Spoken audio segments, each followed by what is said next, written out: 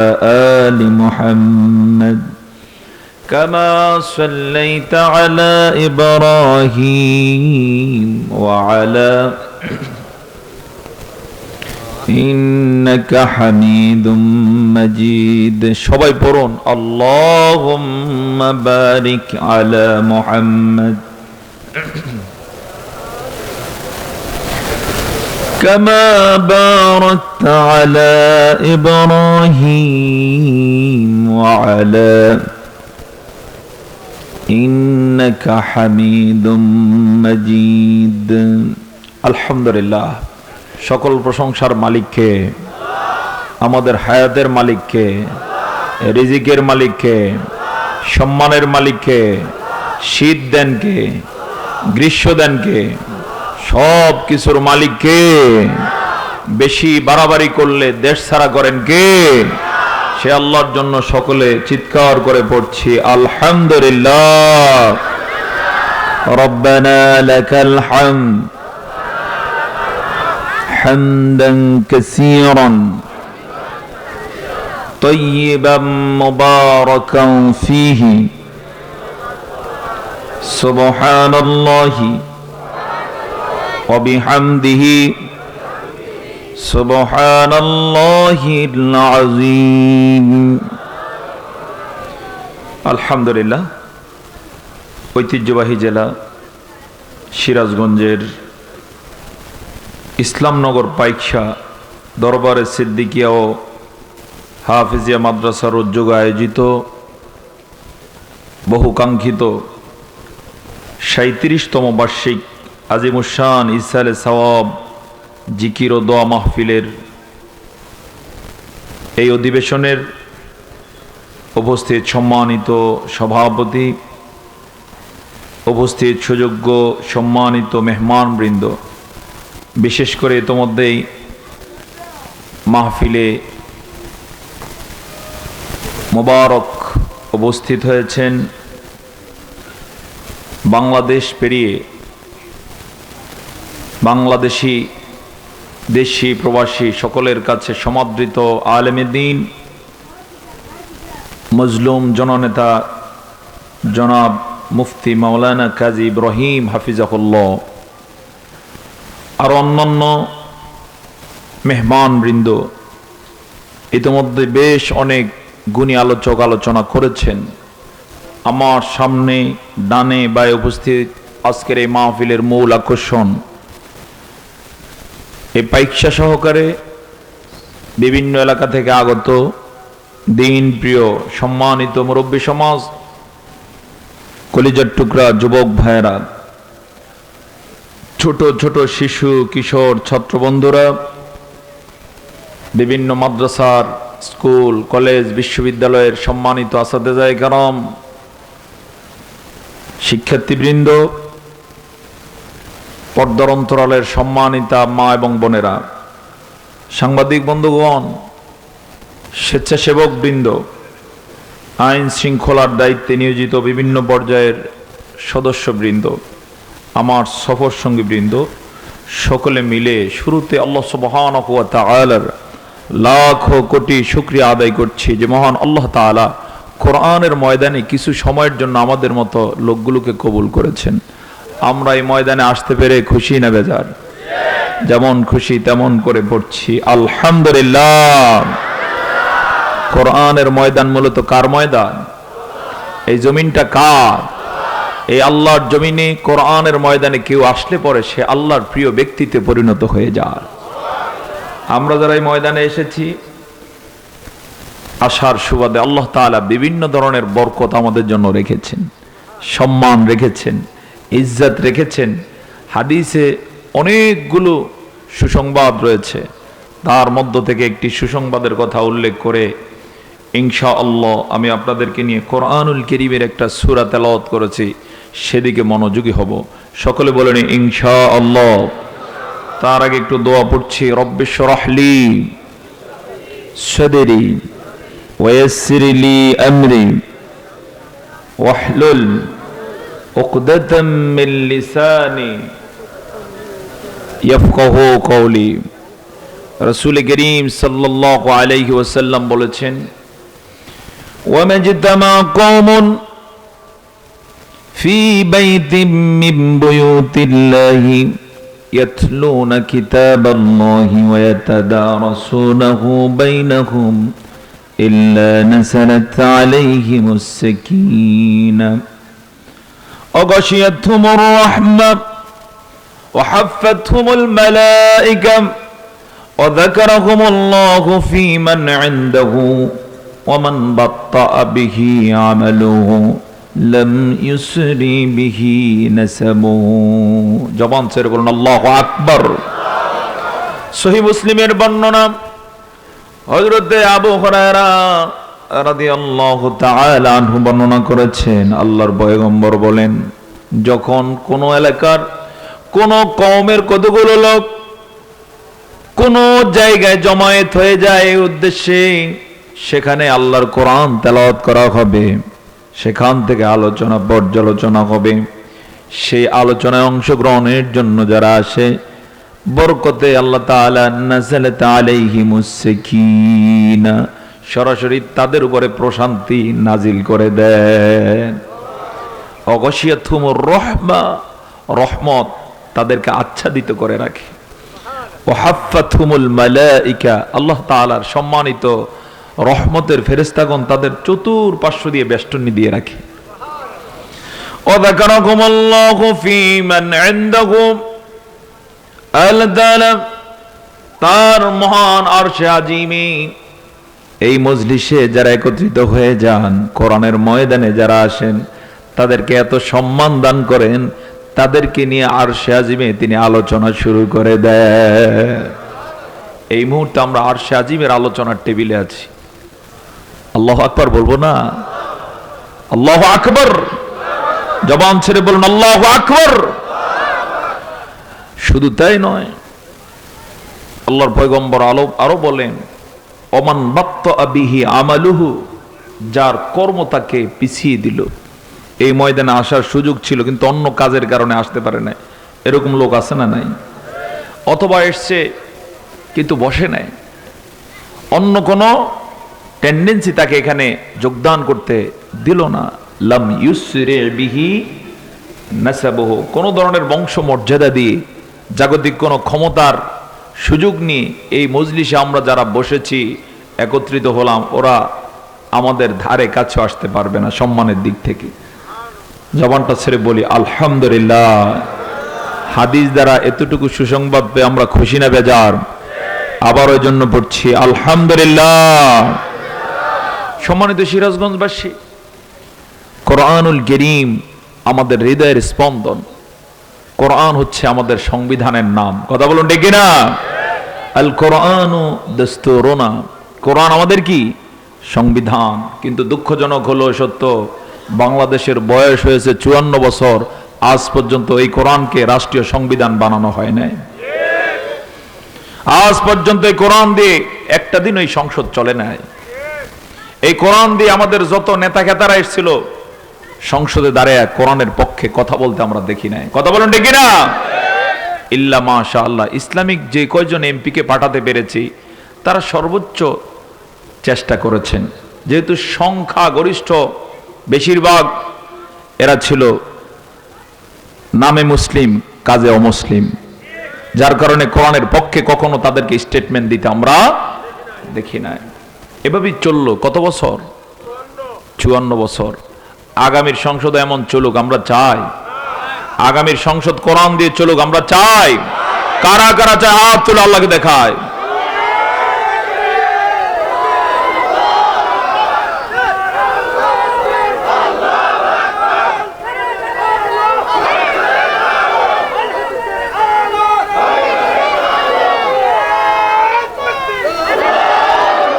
আল্লাহ তাআলা সেই দৃশ্য আমাদেরকে দেখার তৌফিক দান করুন।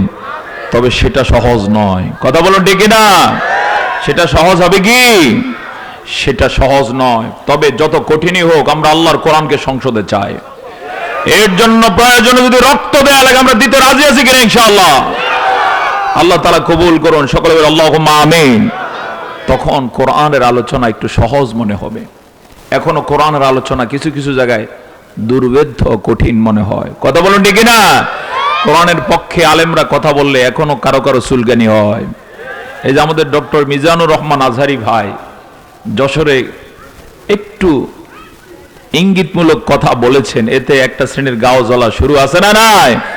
ওরা এর মধ্য দিয়ে বুঝিয়ে দিয়েছে ওরা আল্লাহর কোরআনের পক্ষে এখন আসতে পারে না। কথা বলুন ঠিক না? তবে তাদের জেনে রাখা উচিত এই যুগ জেনজির যুগ, এই যুগ যুবকদের যুগ, এই যুগ তরুণদের যুগ। তাদের সামনে আর পাগলামি বাহাত্রামি চলবে না। তারা অনেক কিছু ইতিমধ্যে বোঝে। কথা বলুন ঠিক না? আমরা বড্ড আশাবাদী ইনশাআল্লাহ এই যুবকদের হাতে দেশ থাকলে দেশ পথ হারাবে না ইনশাআল্লাহ। সেজন্য আসুন আমরা কোরআন থেকে কিছু কথা শুনি যেগুলো আমাদেরকে প্রেরণা দিবে সত্যের পথে চলতে, কোরআনের পথে চলতে। সকলে বলি আল্লাহুম্মা আমিন। সম্মানিত ভাই সব, বর্তমান প্রেক্ষাপটে অনেক কথা বলা দরকার, যেমন দেশীয় বিষয়গুলোকে কেন্দ্র করে তেমনি আন্তর্জাতিক বিশ্বে। আজকের মাহফিলে প্রবেশের সময় একটা নিউজ দেখতে পেলাম, আমেরিকার ক্যালিফোর্নিয়াতে ভয়াবহ দাবানল ছড়িয়ে পড়েছে এবং তাদের অনেকগুলো শহর জ্বলে পুড়ে ছাই হয়ে গিয়েছে। এই দৃশ্য দেখে মনে পড়েছে তারা যারা ফিলিস্তিনকে গত 1 বছর পর্যন্ত জ্বালাচ্ছে, ইসরায়েলকে প্রত্যক্ষ এবং পরোক্ষভাবে সহযোগিতা করে। ওরা মনে করেছে ফিলিস্তিনের পক্ষে কেউ নাই, কিন্তু ফিলিস্তিনের পক্ষে আল্লাহ তাআলা আছেন না নাই? আসতে পারেন, আছেন না নাই? ওরা অস্ত্র দিয়ে ফিলিস্তিনকে জ্বলার ব্যবস্থা করেছেন, আর আল্লাহ তাআলা প্রাকৃতিক ভাবে আগুন দিয়ে তাদের শহর জ্বালিয়ে ছারখার করে দিয়েছেন। আমি এখান থেকে আমেরিকা সহকারে ইসলামের দুশমন, মানবতার দুশমন, জালেম যারা আছে তাদেরকে শিক্ষা নিতে বলবো, আল্লাহ চাইলে অনেক কিছুই করে দিতে পারেন। সাবধান হও, আল্লাহ তাআলা একজন আছেন না নাই? তার ধরা নরমাল হয় না, একটু শক্ত। কথা বলুন, আল্লাহর ধরা নরমাল হয় না, শক্ত। তিনি সাধারণত ধরেন না, সুযোগ দেন। কোরআনের ভাষায় ফামাহিলিল কাফিরিন আমহিলহু রুয়াইদা। আল্লাহ তাআলা বলেন কাফেরদেরকে একটু অবকাশ দাও, আমহিলহুম রুয়াইদা, একটু ঘুরুক, অবকাশ পেয়ে একটু কিছু করুক। তবে বেশি সীমালঙ্ঘন করলে, বাড়াবাড়ি করলে তিনি বলে রেখেছেন ইন্না বাতশা রাব্বিকা লাশাদীদ।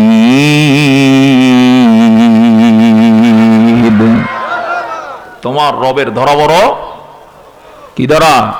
শক্ত ধরা। গত 15.5 বছর পর্যন্ত একটা সরকার আমাদেরকে জ্বালাইছে নাকি জ্বালায় নাই? আমার পরে যে মহান ব্যক্তি আলোচনা করতে আসতেছেন তাকে পর্যন্ত জেলে আটকে রাখছে। প্রথমে চেষ্টা করছে গুম করার জন্য, কিন্তু যখন এদেশের জনতা জেগে উঠেছে তখন আর গুম করতে পারে না। এরকম একজন নয়, হাজার হাজার আলেমকে তারা জেলে আটকে রেখেছিল। আটকায় না? মনে করছিল বুঝি এইভাবেই দিন যাবে, কিন্তু আল্লাহ তাআলা একজন আছেন যে বুঝা গেল নাকি গেল না, এমন শায়েস্তার ব্যবস্থা করছেন। 800 বছরের ইতিহাসে বাংলাদেশের কোন সরকার পালাইয়া যায় না, তারা পালাইয়া গেছে। কথা বলুন ঠিক না? তো এখানে শিক্ষা আছে না নাই? এমন অনেক বিষয় আছে বলা দরকার। আমরা সেই দিকে মনোযোগী না হয়ে আসুন সরাসরি কোরআনের এই ময়দানে কোরআনমুখী হয়ে কিছু কথা শুনে নেই। আমি আপনাদের সামনে তেলাওয়াত করেছি একটি সূরা। সূরাটির নাম কি বলতে পারেন?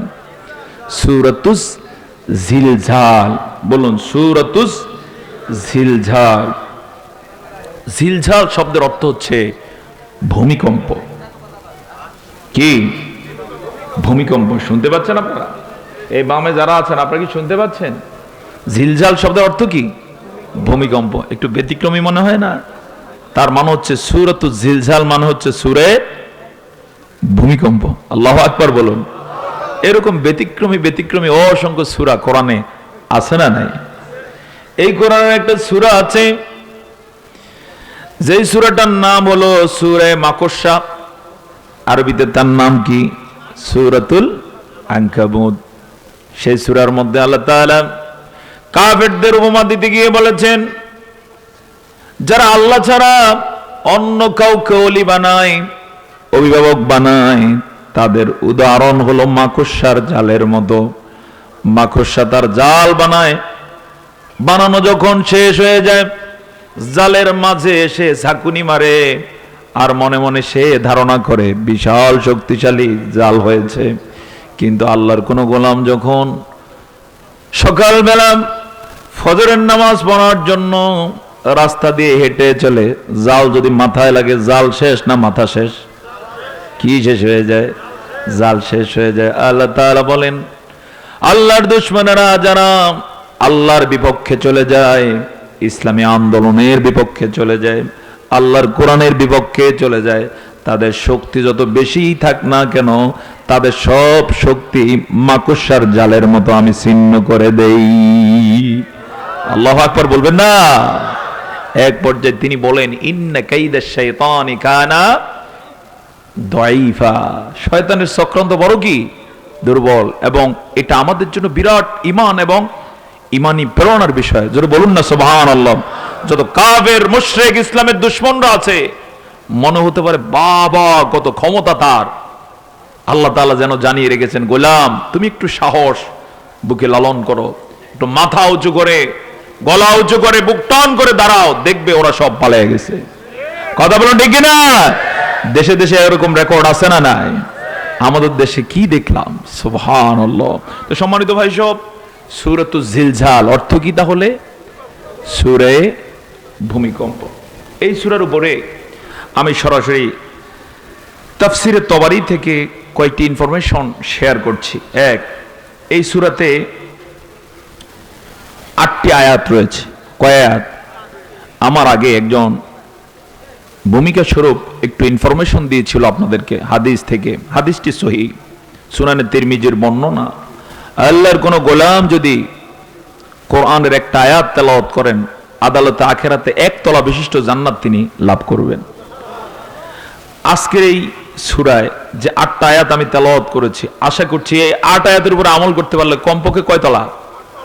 এভাবে আল্লাহর যে গোলাম গোটা কোরআন অনুযায়ী আমল করবেন, গোটা কোরআন পড়বেন, চর্চা করবেন, আল্লাহ তাআলা তাকে তত তলা বিশিষ্ট জান্নাত দান করবেন।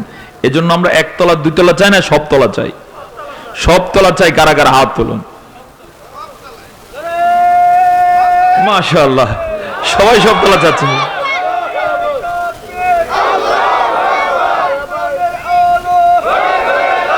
আল্লাহ কবুল করুন। সকলে বলে আল্লাহুম্মা আমিন। এই সব তলা পাওয়ার জন্য কোরআনের সবটা আমলের বিকল্প নাই। তো সম্মানিত বন্ধুগণ, এই সূরায় আয়াত আছে 8টি, এতে শব্দ আছে 36টি। কয়টি? 36টি। এবং খেয়াল রাখতে চেষ্টা করুন, প্রয়োজন হয়তোবা প্রশ্ন করা হতে পারে। এতে আয়াত 8টি, শব্দ 36টি। মজার বিষয় হলো অক্ষর আছে 156টি। কয়টা অক্ষর? ইতিমধ্যে আমি সবগুলো অক্ষরই তেলাওয়াত করেছি। আপনারা জেনে থাকবেন, কোরআনের একটা আয়াত শুধু নয়, একটা অক্ষর তেলাওয়াত করলে আল্লাহ তাআলা কমপক্ষে কয় নেকি দেন। সেই হিসেবে এই সূরা তেলাওয়াতের কারণে কত নেকি পেলাম? হ্যাঁ, 156। হিসাব করুন, গুণ 10 কত হয়? 1560। সবার আমল নামায় যোগ হয়ে গেছে। আলহামদুলিল্লাহ বলুন। এই সূরাটি নাজিল হয়েছিল মদিনাতুল মুনাওয়ারায় এবং তারতিবুন নুজুল উল্লেখ করা হয়েছে। এর আগে 92টা সূরা নাজিল হয়েছিল, এটা নাজিল হয়েছিল 93 নম্বরে। তাহলে বুঝাই যায় সূরাটি মাক্কি না মাদানী? সূরাটি মাদানী সূরা। মাকানুন নুজুল উল্লেখ করা হয়েছে মাদানিয়া। এই ইনফরমেশনটুকু উল্লেখ করে আমি সকলকে নিয়ে সূরার আলোচনায় মনোযোগী হতে চাই। আমার সাথে সকলে কণ্ঠ মিলিয়ে পড়ুন, আউযু বিল্লাহি মিনাশ শাইতানির রাজীম, বিসমিল্লাহির রাহমানির রাহিম।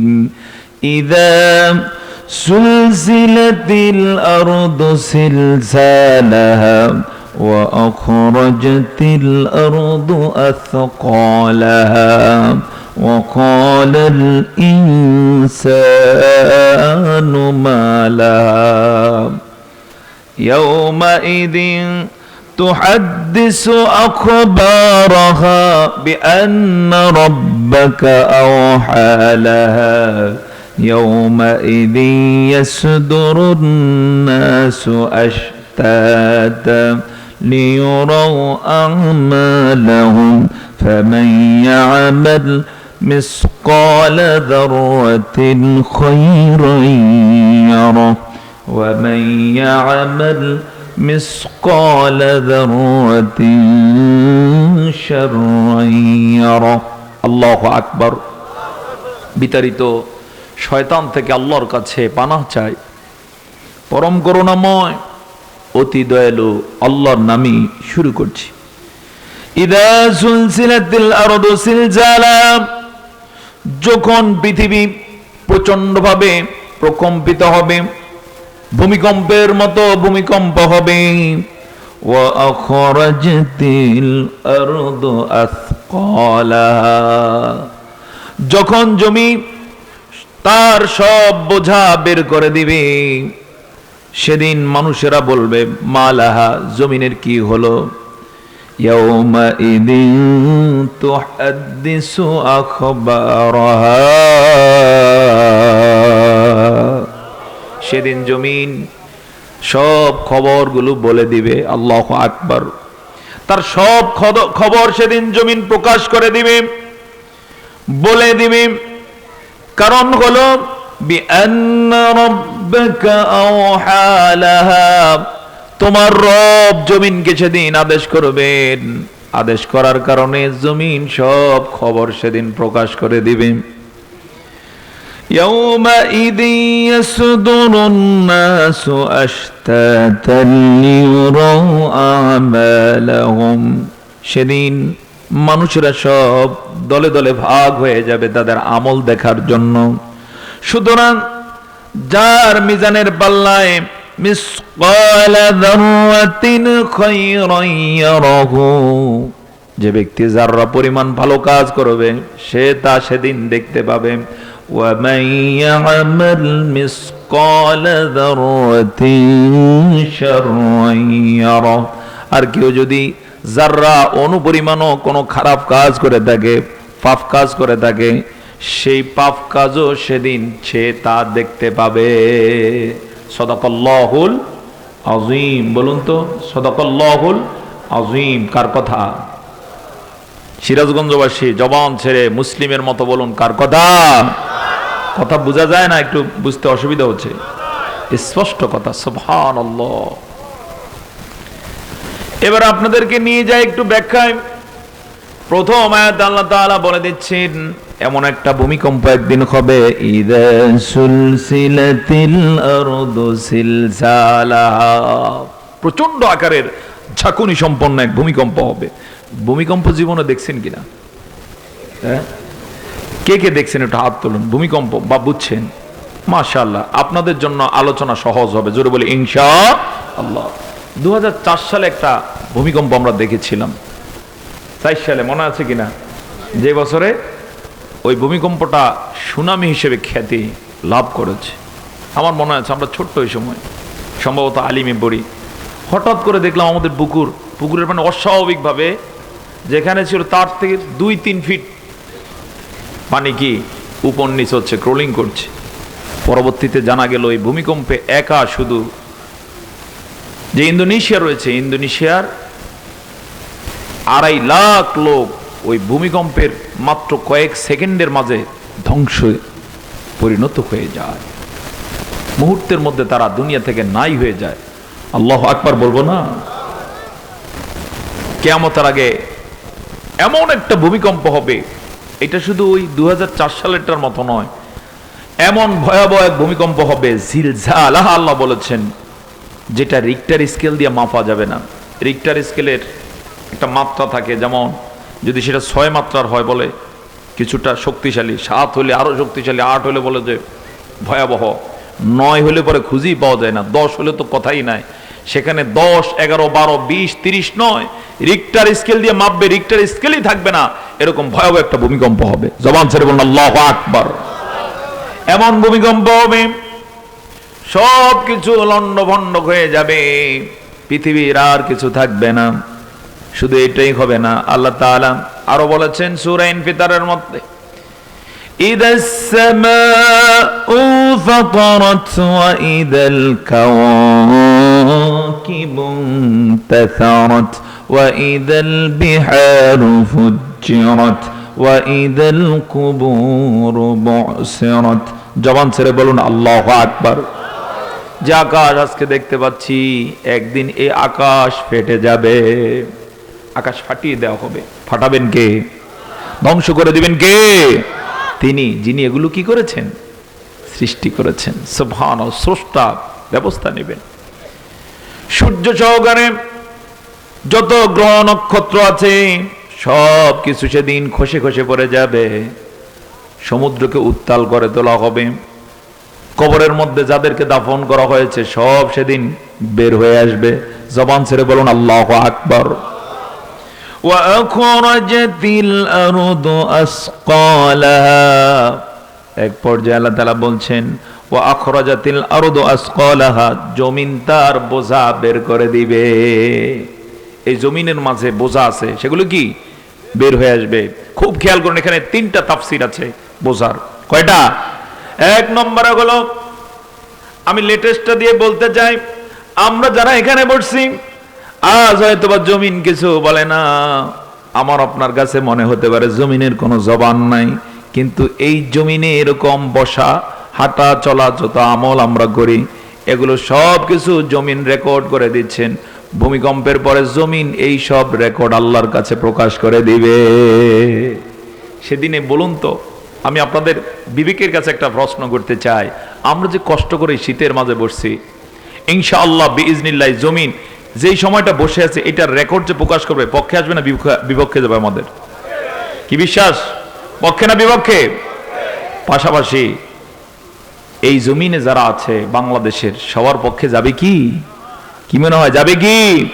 এই জমিনের উপরে আল্লাহর দেয়া নেয়ামত খেয়ে আল্লাহর বিপক্ষে কাজ করে এমন বেকুব, এমন মূর্খ আল্লাহর দুনিয়ায় আমাদের দেশে আছে না নাই? আসতে বলুন আছে না নাই? অবশ্য সিরাজগঞ্জ এরকম নাই, আছে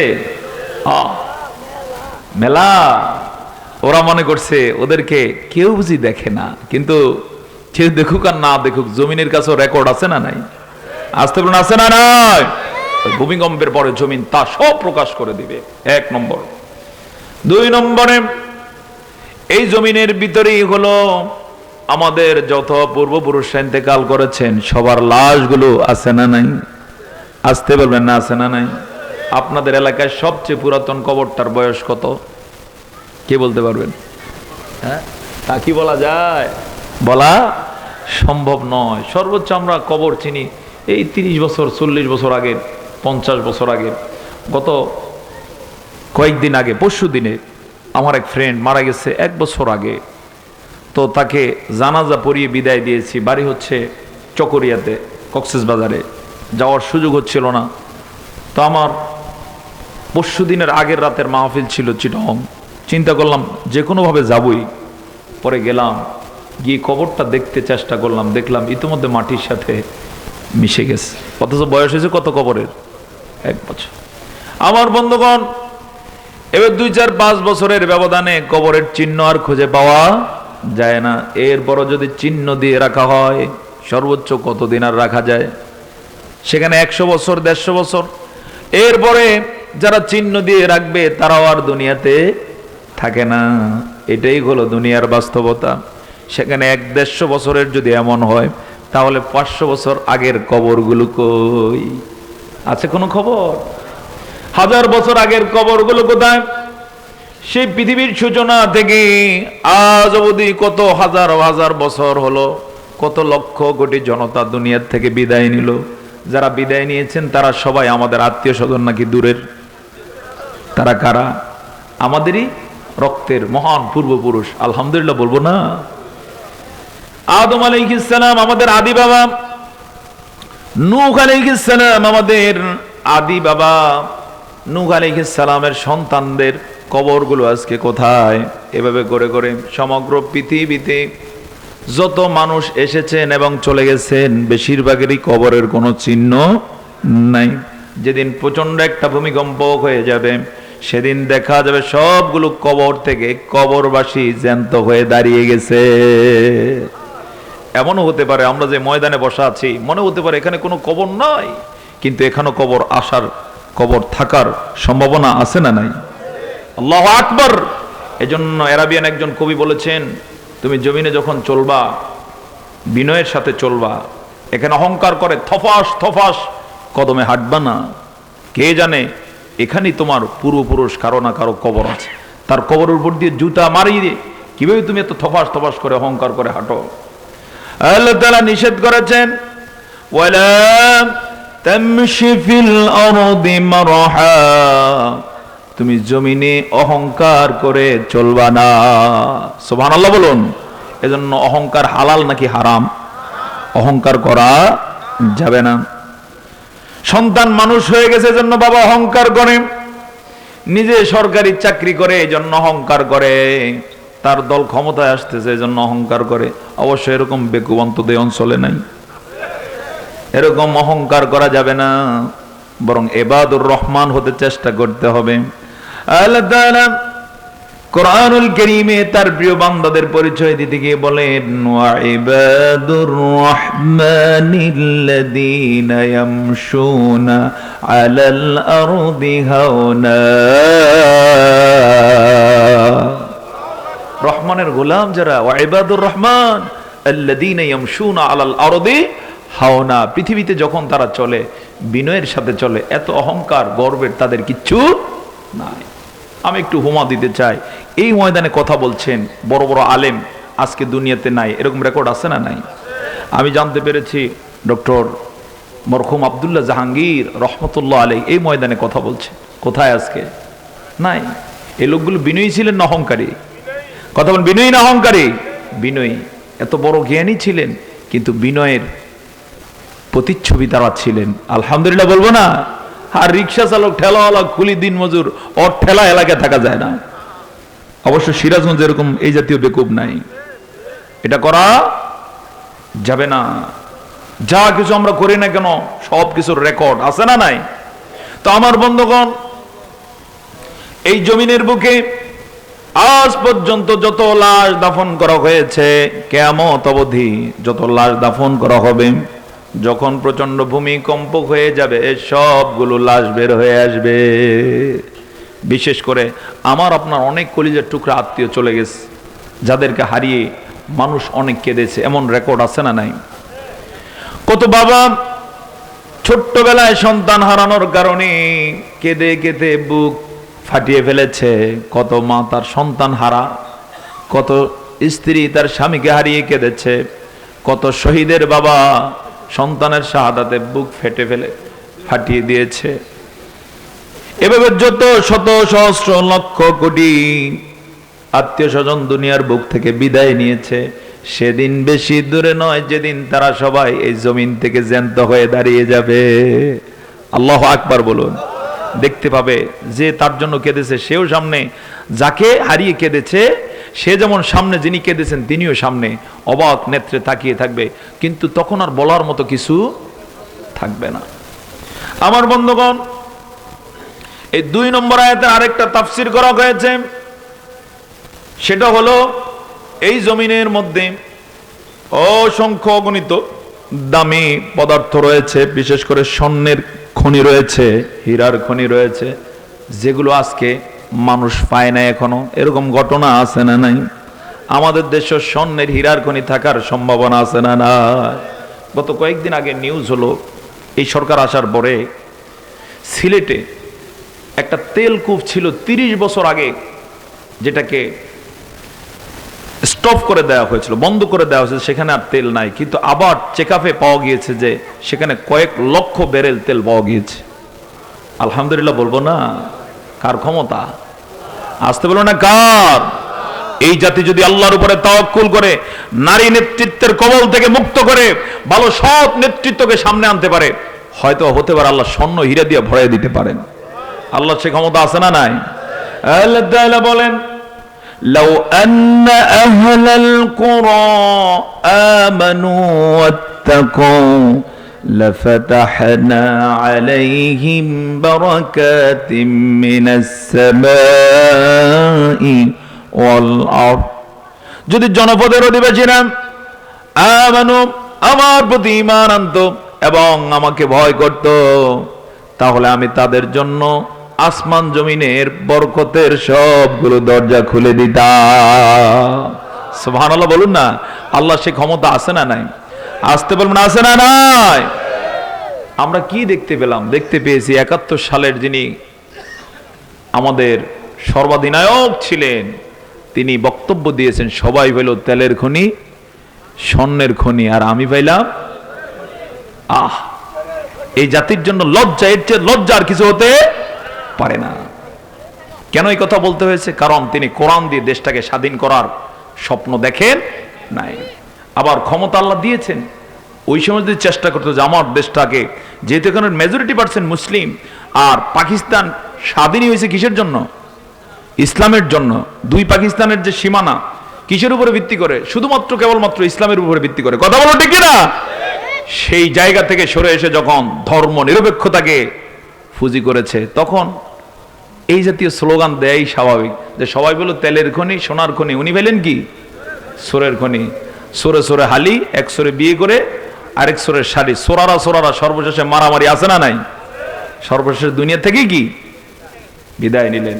কিন্তু যদি সত্যিকার অর্থে এই পাকিস্তান কেন হলো, এত লক্ষ জনতা কেন রক্ত দিল, এই বিষয়টাকে শ্রদ্ধা করে যদি সিদ্ধান্ত নিতে পারতো যে আমাদের সংসদ চলবে কোরআন দিয়ে, তাহলে হয়তোবা দেশের মানচিত্র আল্লাহ তাআলা আরো বৃদ্ধি করে দিতেন।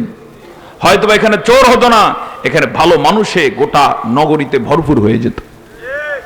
আল্লাহ তাআলা বলেন, যদি জনপদের অধিবাসীরা আমার প্রতি ঈমান আনতো, আমাকে ভয় করতো, আসমান জমিনের বরকতের সব দরজা আমি কি করে দিতাম?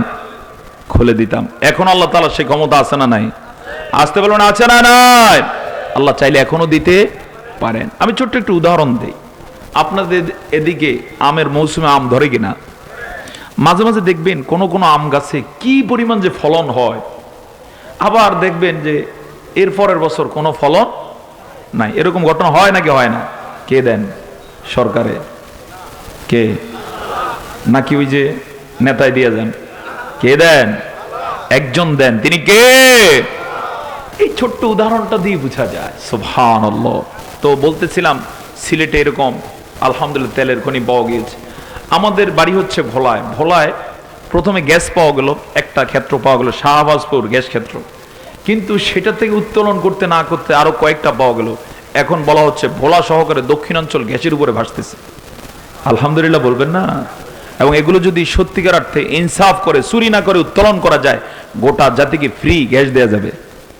আলহামদুলিল্লাহ বলবেন না? আর যদি এই দেশে সঠিক নেতৃত্ব চলে আসে, যারা জনতার সম্পদকে নিজের সম্পদ মনে করবে না, ক্ষমতাকে মনে করবে আল্লাহর পক্ষ থেকে দেয়া আমানত, এরকম লোকরা যদি দেশ চালাতে পারে, সেদিন বেশি দূরে নয়, আমার বিশ্বাস এশিয়ার মধ্যে সেরা দেশে বাংলাদেশ পরিণত হবে। এই দেশ এশিয়ার মধ্যে সেরা হোক আমরা চাই।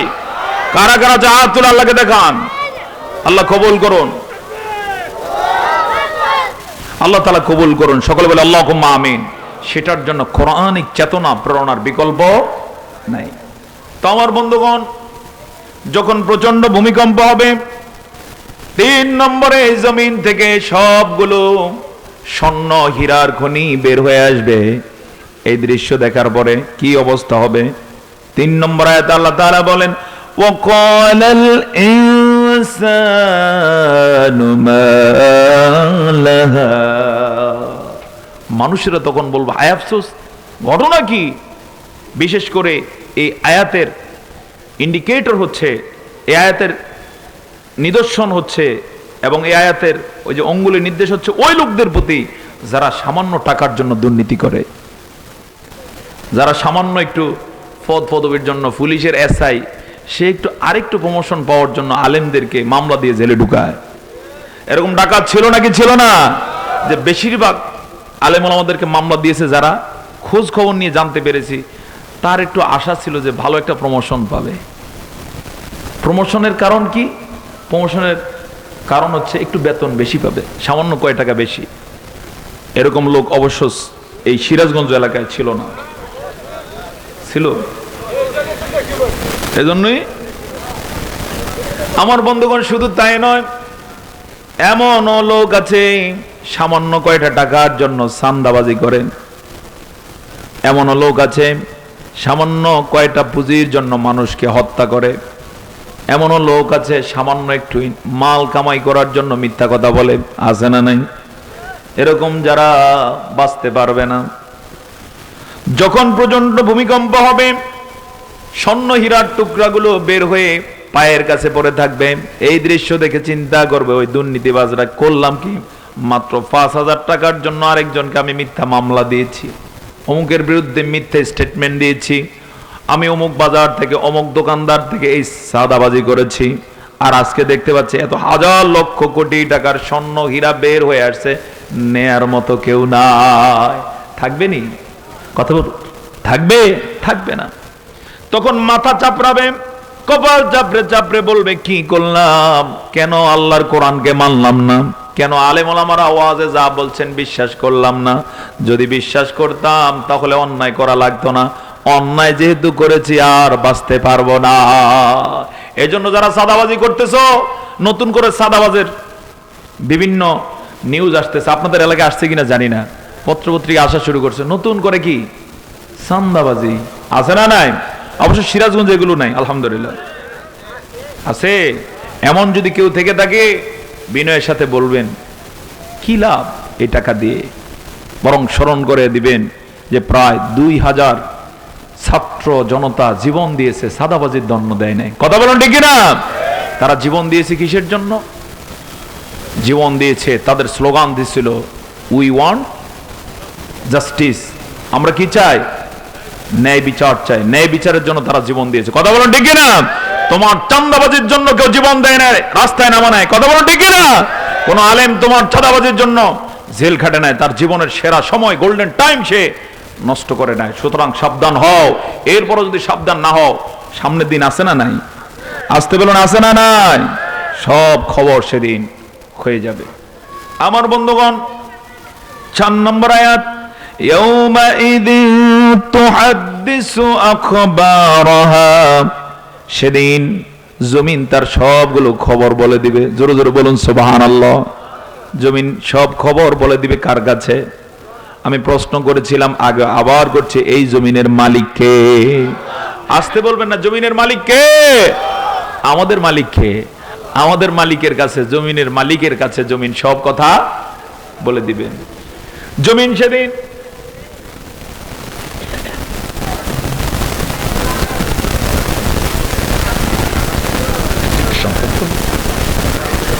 হ্যাঁ অবশ্যই অবশ্যই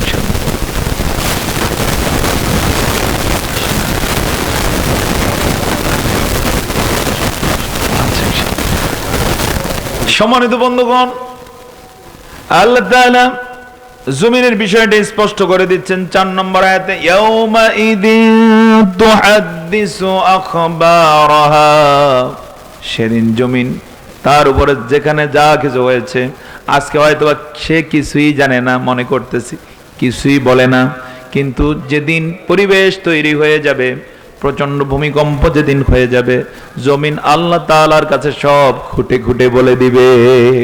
এখানে আলেম যারা আছেন আপনারা জানেন, হাদ্দাসা ইউহাদ্দিসু ভাবে তাফঈল থেকে সব খবরগুলো আল্লাহ তাআলার কাছে প্রকাশ করে দিবে। জবান ছেড়ে বলুন আল্লাহু আকবার। এবার একটু চিন্তা করুন তো, আমাদের বিচরণ কিসের উপরে? নাকি আকাশে? আমাদের জমিন কিসে? আমাদের বিচরণ কোথায়? এই জমিনের উপরে। যা কিছু করলাম এবং করছি সব কিছু একদিন বলে দিবে। সেক্ষেত্রে আমি আপনাদেরকে প্রশ্ন করতে চাই, জমিন আমাদের পক্ষে নিউজ দেখ, আমরা চাই কিনা? তাহলে কোন কাজ করা দরকার? কোন কাজ? ভালো কাজ। পারবো তো ইনশাআল্লাহ? জমিনে পা দিতে গিয়ে চিন্তা করবেন, আমি যে পাটা দিচ্ছি আজকে, এই যে কদম শুরু করলাম প্রতিদিনের, এই কদমের সূচনাটা ভালো না খারাপ? যদি দেখেন যে ভালো কাজে, শুকরিয়া আদায় করবেন। আর যখনই দেখবেন না রে, আমি তো যাচ্ছি অমুক নেতার স্লোগান দেওয়ার জন্য, আমি তো যাচ্ছি অমুকের ক্ষতি করার জন্য, তাহলে একটু থমকে দাঁড়ান। আজকের আলোচনা আমি আপনাকে দৃষ্টি আকর্ষণই দেব। পারবো কিনা ইনশাআল্লাহ? জীবন যা গেছে, আরবিতে একটা কথা আছে, মাজা বেমাজা, পাস্ট ইজ পাস্ট। আমরা সামনেরটা ভালো চাই, এই মুহূর্ত থেকে ভালো করতে চাই। পারবো তো ইনশাআল্লাহ? পর্দার আড়ালে আমাদের অনেক মা এবং বোন এসছেন, আপনাকে বিনয়ের সাথে বলে যেতে চাই, এই মাহফিল থেকে আমি আপনাদেরকে উদাত্ত আহ্বান রাখছি, অতীতে যা হয়েছে, ভুল করেছি, গুনাহ করেছি, বেপরদায় চলছি, এগুলো ওখানেই আমরা মাটি চাপা দিয়ে তওবা করে আগামীর দিনটাকে আমরা ভালো করতে চাই। রাজি আছি কিনা ইনশাআল্লাহ? আল্লাহ কবুল করুন, সকলে বলে আল্লাহুম্মা আমিন। আমাদের অনেকেরই প্রেরণা আছে এমন যে পৃথিবীটাকে আমি সাজাবো, দেশটা আমি সাজাবো, এমন মানসিকতা আছে না নাই? মাঝে মাঝে দেখবেন রিকশাওয়ালা বলে যে আমার হাতে যদি একদিনের ক্ষমতা দিত আমি উল্টে ফেলতাম, বলে নাকি বলে না? ছোট্ট বাচ্চারা পর্যন্ত বলে যে আমি যদি ক্ষমতা পাই আমি এই করব সেই করব। আমি সেক্ষেত্রে একটা প্রেরণাদায়ক কথা বলতে চাই, সেটা হচ্ছে পৃথিবীকে গড়তে হলে সবার আগে নিজকে গড়ো। নিজেকে গড়া সহজ না কঠিন? হ্যাঁ, সহজ। কারণ নিজের ক্ষমতা নিজের কাছে। বলুন না আলহামদুলিল্লাহ। এই মাথা থেকে পায়ের তালু পর্যন্ত মনে করবেন এটা একটা পৃথিবী। এখানে যে চুলগুলো আছে, চুলগুলো হচ্ছে একটা মহা বনের মতো। চোখের মধ্যে যে পানি আছে এটা হচ্ছে মহা সমুদ্রের মতো। গোটা পৃথিবীতে যা আছে সব কিছু আল্লাহ তাআলা একটা ডেমো হিসেবে আমার আপনার শরীরের মধ্যে দিয়ে রাখছেন। সেই দেহ নামক পৃথিবীর মালিক আমি আপনি। কে মালিকানা দিছেন? এত আস্তে জওয়ান ছেলে কে দিয়েছেন? সে আল্লাহর দেয়া এই জীবনটাকে আমরা প্রথমে গড়তে চাই। পারবো কিনা ইনশাআল্লাহ? আপনি পৃথিবীকে যেমন সাজাতে চান তেমন ভাবে নিজেকে গড়ুন, দেখবেন পৃথিবীটা অনেকটাই তেমন হয়ে গেছে। আলহামদুলিল্লাহ বলবো না? সেটা পারি আর না পারি, কিন্তু একদিন যা কিছু করছি জমিন কার কাছে বলে দিবে? আল্লাহর কাছে বলে। আমার বন্ধুগণ, আমি সংক্ষেপে বাকি 4 আয়াতের উপরে কথা বলবো। আল্লাহ তাআলা 5 নম্বর আয়াতে বলছেন বিআন্না রাব্বাকা আওহা লাহা। কারণ হচ্ছে জমিন সব খবর বলে দেওয়ার পিছনের কাহিনী হলো আল্লাহ আদেশ করবেন, জমিন তোমার উপরে কে কি করছিল একটু বলো তো। বলার সাথে সাথে জমিন এবার একজন একজন করে টানবে যে আল্লাহ এই আব্দুল্লাহ 70 সাল থেকে তার বিচরণ ছিল সাপোজ 2030 সাল পর্যন্ত, এই হচ্ছে তার ফিরিস্তি। আল্লাহ তাআলা বলবেন তারপরে কে, নেক্সট কে, নেক্সট কে, নেক্সট কে। দেখা যাবে সবার ফিরিস্তি জমিন আল্লাহর কাছে দিয়ে দিয়েছে। সুবহানাল্লাহ বলবো না? এই জন্য মাঝে মাঝে চিন্তা করবেন, জমিন যে আমার ফিরিস্তি আল্লাহর কাছে দিবে, কথা বলবে, সেগুলো পক্ষে আসবে না বিপক্ষে? আমি সেদিন বেঁচে যাব না ধরা খাবো? এই চিন্তা করার জন্য আমি আপনাদেরকে খোরাক জোগানোর টার্গেটে এই সূরাটাকে সামনে এনেছি। আমরা একটু সতর্ক হব তো ইনশাআল্লাহ? আমার বন্ধুগণ, 6 নম্বর আয়াতে আল্লাহ তাআলা বলেন ইয়াউমা ইযি ইয়াসদুরুন নাসু আশতাতাল লিয়ুরাউ আমালাহুম। সেদিন মানুষেরা সব দলে দলে ভাগ হয়ে যাবে নিজেদের আমল দেখার জন্য। বিশেষ করে আজ পর্যন্ত যা আমল করেছি, কি আমল করেছে বিস্তারিত আমরা জানি না, অনেক কিছু ভুলে গেছি। ঘটনা আছে না নাই? এমন অনেক গুনার কাজ হয়তো বা হয়ে গেছে আজকে মেমোরিতে নাই। আদালতে আখেরাতে যেদিন প্রচন্ড ভূমিকম্প হয়ে যাবে, মানুষেরা যেদিন দাঁড়িয়ে যাবে, সবগুলো আমল সামনে চলে আসবে। এই আমল দেখার জন্য সেদিন মানুষেরা সারিবদ্ধভাবে দাঁড়িয়ে যাবেন। হাদিসে এসেছে নামাজি যারা নামাজিদের কাতারে দাঁড়াবে, বেনামাজি যারা বেনামাজিদের কাতারে দাঁড়াবে, চোর শেষচোর যারা তারা এক কাতারে। এভাবে যে যা আমল করেছে আমলের ধরন অনুযায়ী দাঁড়িয়ে যাবে। সেদিন আমরা কাদের কাতারে থাকতে চাই? ভালো না খারাপদের? কদম ভালোদের না খারাপদের? তাহলে এখন থেকে কাদের কাতারে থাকা দরকার? পারবেন কিনা ইনশাআল্লাহ? যারা আল্লাহর জমিন আল্লাহর কোরআনের জন্য কাজ করে আমরা তাদের কাতারে থাকতে চাই। রাজি আছে কিনা ইনশাআল্লাহ? নাকি শুধু নেতা নেত্রীর জন্য সকাল সন্ধ্যা স্লোগান দেয়, ওই নেত্রীকে আপা আপা বলে ডাকে যে আপা আসেন আপনি? আসে না? না এরকম এরকম আপা আপা করিও না, কারণ এই আপাও শেষ হয়ে যাবে, তুমিও কি শেষ হয়ে যায়। এটা করা যাবে না। মাশাআল্লাহ, আমাদের আজকের কাঙ্ক্ষিত প্রধান আলোচক চলে আসতেছেন। লিল্লাহে তাকবীর। আমরা মেহমানকে বরণ করে নিচ্ছি। আমার আলোচনা আর 5 মিনিটে শেষ করতে চাই। জোরে বলে ইনশাআল্লাহ। জি, আমরা একটু স্লোগান দেই, আহলান সাহলান মুআজ্জাজ মেহমান, আহলান সাহলান। লিল্লাহে তাকবীর, লিল্লাহে তাকবীর। আমার বন্ধুগণ, আল্লাহ তাআলা 7 নম্বর আয়াতে বলেন ফামান ইয়ামাল মিসকালা যাররাতিন খায়রান ইয়ারা। সুতরাং যে ব্যক্তি যাররা পরিমাণ ভালো কাজ করবে আদালতে আখিরাতে সে তা দেখতে পাবে, অর্থাৎ তার পুরস্কার তাকে বুঝিয়ে দেওয়া হবে। সুবহানাল্লাহ, মাশাআল্লাহ, আহলান সাহলান মুআজ্জাজ মেহমান। আচ্ছা, আমার আলোচনা শেষ করে দিলে বেটার হয়। সর্বশেষে ওয়ামান ইয়ামাল মিসকালা যাররাতিন শাররান ইয়ারা, কেউ যদি যাররা পরিমাণও খারাপ কাজ করে যে থাকে সেটাও সে দেখতে পাবে। নাউজুবিল্লাহ বলুন। এজন্য ভালো কাজ বেশি করতে চাই না খারাপ কাজ বেশি করতে চাই? আমরা কোন কাজ বেশি করা দরকার? আল্লাহ তাআলা ভালো কাজগুলো করার মধ্য দিয়ে। যে আমাদের মেহমান চলে এসেছে, হ্যাঁ আচ্ছা দেন আপনি।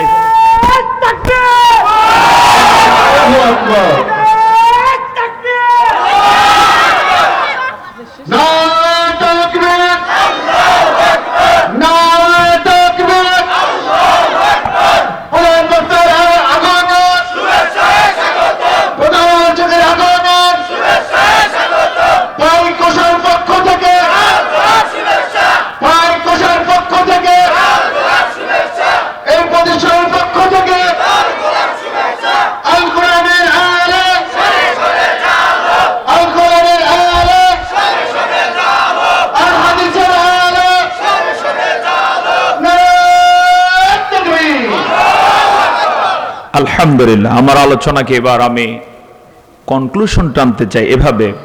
সূরা জিলজালের শিক্ষা 1 নম্বরে কিয়ামত সুনিশ্চিত। জোরে বলুন সুবহানাল্লাহ। নাস্তিকগুলো কিয়ামত মানে না। কেন মানে না জানেন তো? কারণ হচ্ছে ওই যে অপকর্ম করছে এগুলো ভোগ করার মতো কি নাই, সাহস নাই, এজন্য মানে না। কিন্তু কিয়ামত আছে না নাই, সেই কথা এই সূরায় বলে দেওয়া হয়েছে। 2 নম্বরে মানুষ তার কাজের ফলাফল দেখবে। জোরে বলুন আলহামদুলিল্লাহ। যত কষ্টই করি না কেন ফলাফল আছে না না ইনশাআল্লাহ। এজন্য আল্লাহর জন্য কাজ করতে রাজি আছি তো ইনশাআল্লাহ। আল্লাহর জন্য যত কষ্টই করা লাগবে আমরা আগে ঘোষণা দিয়েছি করে যাব ইনশাআল্লাহ। 3 নম্বরে ন্যায় বিচার করব, সকল ক্ষেত্রে জাস্টিস করব। পারবো তো ইনশাআল্লাহ? সকল ক্ষেত্রে কি করব? জাস্টিস করব, জাস্টিসের পক্ষে থাকব। কোন সাদাবাজি দুর্নীতির পক্ষে আমরা থাকব না। 4 নম্বরে আমরা জেনে গেলাম পৃথিবী একদিন সাক্ষী দিবে। যেই জমিন হাঁটতেছে এই জমিন কার কাছে কথা বলবে? সুবহানাল্লাহ। 5 নম্বরে প্রত্যেকটি কাজই গুরুত্বপূর্ণ, ছোট হোক অথবা বড়। কথা বলুন, ছোট হোক অথবা বড়। আর যথাসময়ে যথার্থ কাজটি করতে চেষ্টা করতে হবে ইনশাআল্লাহ। 6 নম্বরে আত্মসমালোচনা করতে চেষ্টা করতে হবে যে আমি যা করছি জমিন যদি সাক্ষী দেয় পক্ষে আসবে না বিপক্ষে আসে, এই বিষয়টা আমরা চিন্তা করে কাজ করব। রাজি আছি কিনা ইনশাআল্লাহ? সর্বশেষে আল্লাহ তাআলার কাছে আমরা ফরিয়াদ করব, রব্বুল আলামিন আজকের এই মাহফিলকে আপনি কবুল করে নিন। মেহমানগণ অনেক সুন্দর সুন্দর কথা বলেছেন। আমার পরের বিদগ্ধ মেহমান এবং বরেণ্য মেহমান, বাংলাদেশে বিরল ব্যক্তিত্ব, তিনিও কথা বলবেন। এই কথাগুলো আমরা আমল করব। রাজি আছি তো ইনশাআল্লাহ? রাস্তাঘাটে এখনো কিছু ভাই হয়তোবা হাঁটাহাঁটি করছেন, চিন্তা করছেন অনেক রাত বসবো আর কি, এখনই সময়, বসে যান। বাকি কথা মেহমান বলবেন। আমি যে কথাগুলো বললাম চেষ্টা করেছি কোন সূরা থেকে বলতে? সূরাতুল জিলজাল। আল্লাহ তাআলা সূরা জিলজালের নূর আমাদেরকে দান করুন। ওমা তৌফিকি ইল্লা বিল্লাহ। ওয়াসসালামু আলাইকুম ওয়া রাহমাতুল্লাহি ওয়া বারাকাতুহু।